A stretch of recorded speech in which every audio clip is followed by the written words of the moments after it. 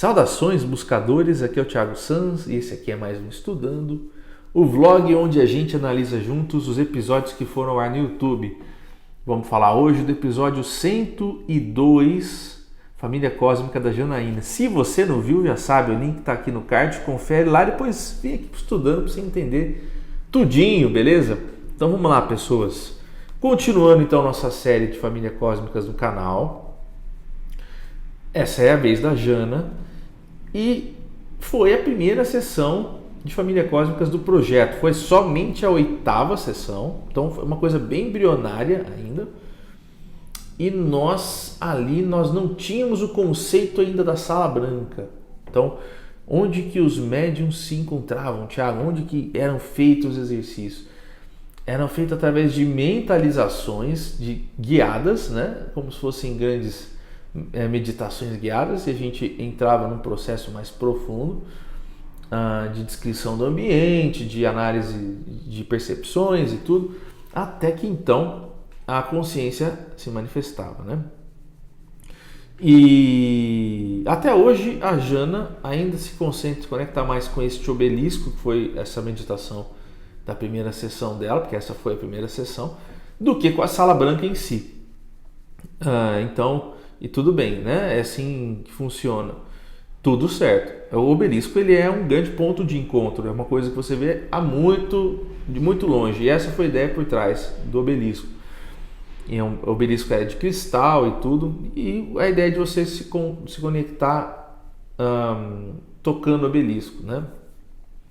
Agora veja, a Jana, ela tem várias sessões no obelisco e todas as vezes que ela vai para o obelisco ele está de uma certa forma diferente. Ou o ambiente está diferente, ou a cor do obelisco é diferente, enfim. Ela, antes mesmo de encontrar a consciência, já tem as percepções de fenômenos ali no obelisco. Mesmo sem entender quem é que vai falar, ela já tem alguma coisa acontecendo ali. Tá? Então, isso é muito interessante de analisar, né? Agora, a sessão em si, né? Ela tinha uma ideia de que ela era felina, mas ela não tinha tido muito contato com nenhum felino. Exceto aquele leão do templo, que é um fractal meu, que ela já tinha visto, se não me engano, em alguma projeção astral, tá? Foi uma projeção, mas assim, durante uma comunicação também, acho que ela estava até bilocada, né? Então, este leão aí, que é um fractal meu, ele é um ser de grande condecoração, vinculado, né, ao exército ali e tal, dos felinos, né, de alta patente, e tinha uma relação com ela ali naquela situação, né, naquela vida. Perceba que a família dela também aparece, né? Ela não vê o pai, mas posteriormente ela o vê, e assim como outros membros da família, tá? Mas nessa sessão, o que aconteceu já foi muito ali, né? Era a primeira sessão dela, então ela já era muita informação. Ele não estava presente, o pai, né? Agora, para que ela chegasse na nave, né? Foi feito então uma coisa que vocês me questionaram bastante. Ela viu aquelas escadas e tudo. E então nós colocamos ali no vídeo explicando um pouco sobre elas, e aí gerou mais dúvidas. Como é que acontece esse processo dessas escadarias, né? Conforme nós vamos fazendo as sessões e nós vamos entrando em contato, nós começamos a sentir coisas nos nossos corpos. A forma mais interessante de dizer isso é: nós temos que nos equalizar. Nós temos que... é como se fosse um loading, tá certo? Você está carregando. Então, para que você possa ver a próxima tela, a continuação na sua tela mental, algumas coisas têm que ser cumpridas, tá certo? Por N motivos. Eu vou citar 2. Ou porque a gente está muito alterado hormonalmente falando, quimicamente falando, a gente está coração acelerado, taquicardia, palpitação, ofegante, né? Ou então a gente está muito ansioso, coisas que podem atrapalhar o andamento do processo e inclusive cortar conexão. Então o que eles fazem? Eles nos colocam nessa situação da escada, tá? Ou então a segunda possibilidade é uma necessidade de mudança de vibração energética. Então nós temos algumas ferramentas para mudar essa vibração, esse padrão. E a mais usada por nós são mantras, tá certo? Mantras que eles nos passaram, então a gente mentaliza aí o mantra e ou desce ou sobe de vibração. Enquanto a gente não faz o ajuste, por conta deles de repente não conseguirem fazer por algum motivo, nós é que temos que fazer. Então esse processo contínuo acontece, né? Então esse processo contínuo é como se você visse algo infinitamente. Estou descendo uma escada que parece infinita, estou pulando de galho em galho de árvore que parece infinita, estou andando num caminho que parece não ter fim. São sempre processos assim, que parecem que não terminam, né? Ou estão muito distantes. Você vê o fim, mas você não chega nele, tipo assim, né? Então, são todos processos de indução de imagens, né? O que significa isso? Significa que eles induzem imagens na gente para que a gente mude o foco, se acalme, né? Ou perceba que precisa fazer uma alteração energética. É uma forma de comunicar a necessidade. Existe uma terceira possibilidade também, que é para evitar o nosso nervosismo. Então, assim, se a gente já está ansioso, já está propenso a ter alguma coisa, eles já induzem mentalmente alguma tela mental para que a gente não enxergue algum procedimento que seja necessário. O que significa isso? Significa que muitas vezes, vou dar um exemplo de câmaras arcturianas, tá? Os arcturianos normalmente, quando eles possuem algum protocolo de câmaras conosco, eles utilizam algumas ferramentas como algum capacete ou passam algum leitor, algum sensor, e isso quando a gente está tendo os acessos pode assustar algumas pessoas. Então, para que esses procedimentos sejam feitos, eles induzem mentalmente uma outra visão. Às vezes a gente vê um caleidoscópio maluco fazendo cor, forma e fica totalmente bilugado ali olhando aquilo e vidrado. E, nossa, que maluco, que louco, olha que eu estou vendo umas cores diferentes. E você fica ali brisando. E quando você para de ter essas visões, acaba, né? Você já nem percebe o que aconteceu.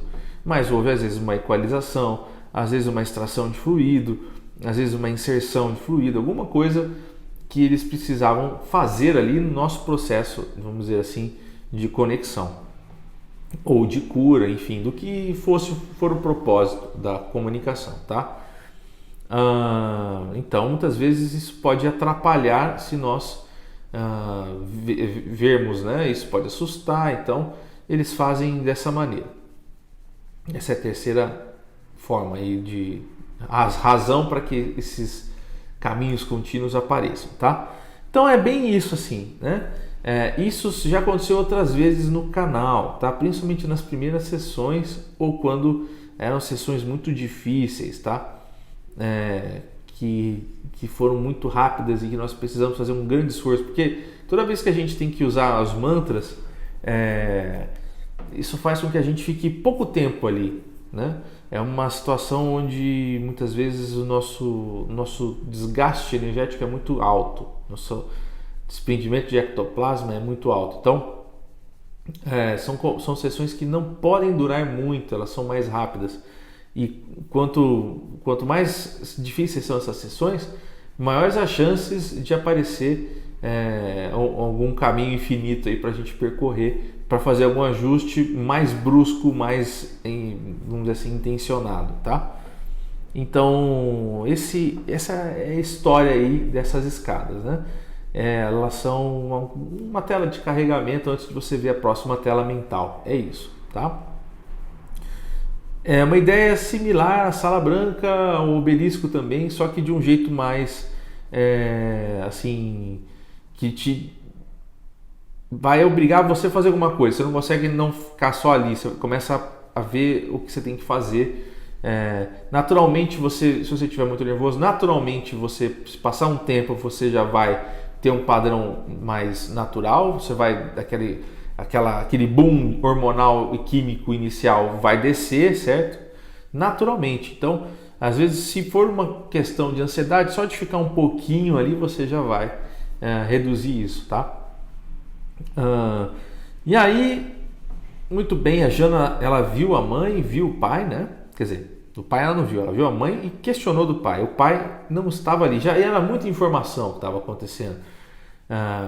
Então, ele não estava presente, mas posteriormente ele apareceu. Assim, então, ela viu o pai e outros membros da família dela em outras oportunidades. Não foram muitas, não é uma coisa assim que é tão necessário para a gente. E se for necessário, quer dizer, não é que não é necessário, mas assim, é aquela coisa que você faz para entender que tem mais gente com você, para entender um pouco da sua origem, mas não é uma coisa constante no projeto, não acontece sempre, é isso que eu quero dizer, tá? Mas ela tem muita importância para quem está passando por aquilo, portanto que vocês forem observar, vocês veem que os médiuns normalmente abrem o berrão lá e choram, né? São sessões muito emotivas e importantes. E então, mas não aparecem sempre, né? Isso é bem incomum. E aí a Jana teve já uma outra comunicação com eles, com o pai e com outros membros. Que mais? A mãe ali explica para ela algumas coisas sobre ela, né? Primeiro que é muito legal porque a nave é dela. Então ela sabe que a nave é dela, ela entende que a nave é dela, ela vê o quarto dela lá. E ela vê o cristal que ela projetou para que ela tivesse uma facilitação, um contato deles com ela aqui, né? E ela entende um pouco do porquê dela estar aqui, né? É uma questão de um projeto que ela tem, ela tinha que visualizar de perto isso, ela não queria ficar só lá olhando, esperando, ela decidiu vir, né? Foi literalmente isso. Então, aquela coisa da possessividade, do controle e da ansiedade, enfim, a pessoa vem e tá aqui, né? Que mais? Bem, essas sessões, elas são muito autoexplicativas, né? Elas são sessões diretas e são sessões que assim são fáceis de serem entendidas e compreendidas. E importante, elas são sessões que transmitem muitas emoções para as pessoas que assistem e elas passam a não ter muitas dúvidas do que está acontecendo ali, de tamanha emoção que você passa, né? Então são sessões muito importantes nesse sentido. Para nós são sessões que a gente gosta de dividir com vocês porque mostram muita veracidade no que está acontecendo. Os médios ficam muito espantados, choram mesmo e tem conexões assim que tem um nível diferente das conexões que normalmente a gente tem com outros seres quando a gente está mais focado em trazer alguma mensagem, né? Então são sessões muito interessantes, é outro prisma, né? Que mais que acontece ali? É bem isso, né? Não tem muito o que falar, é mais sentir. Essas sessões são de sentir e não de explicar. Mas é isso. Por que nós estamos falando de família cósmica? Né? Aproveitando que a gente tem um tempinho aqui. Nós vamos mudar o conceito de família cósmica. Normalmente as pessoas entendem família cósmica de um jeito muito linear, né? A pessoa, ela, de repente, sai do espiritismo, começa a ter contato com a família cósmica, estou dando um exemplo muito comum, né? E aí ela passa, então, a saber, nossa, eu sou um arcturiano, vou voltar para Arcturus, né? Eu sou um felino, vou voltar para Sirius. Eu sou um cetáceo, vou voltar para Sirius. Eu sou enfim, né? E assim vai. Mas qual que é o lance, né? O que nós percebemos? E vocês vão perceber já no próximo episódio.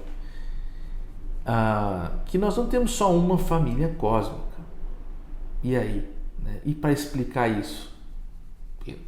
Agora pra gente é bem óbvio, mas na época a gente estava em parafuso, porque nós nos víamos de um jeito, né?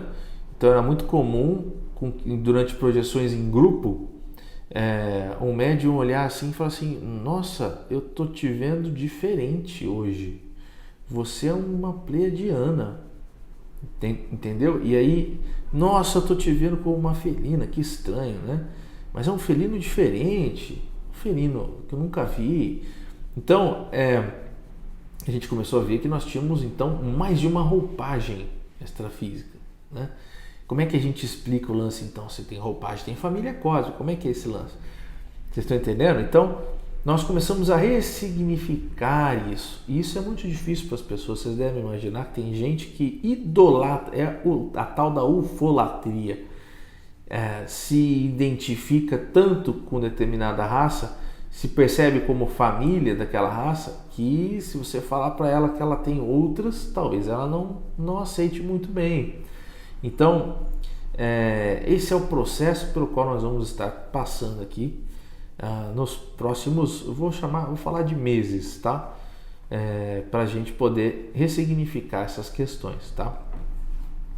Então é isso, assim, acho que a sessão não tem muito mais para falar. Eu sei que vocês vão perguntar sobre o meu fractal, mas é que é aquilo ali, tá? Não tem muita informação dele também, tá? E, enfim, que mais? No mais é isso aí, pessoas. Então, não esqueçam, eu tenho que falar isso que normalmente eu esqueço. Não esqueçam de nos auxiliar aqui, financiar o projeto pelo Catarse, tá? Ou por Pix, os dois estão na descrição. Isso ajuda muito a gente, tá? Nós temos metas muito interessantes que nós queremos passar a fazer mais vídeos aqui para o canal e nós vamos precisar aumentar esse budget, tá? Porque não tem como não trazer um editor para fazer isso ficar mais dinâmico. Então, e queremos também fazer documentários, fazer livros, tá certo? Eventos. Então a gente precisa dessa movimentação financeira de auxílio de vocês para que o projeto prospere e continue, tá bom? E é isso. Então fiquem bem e até semana que vem, povo. Fui. Tchau, tchau.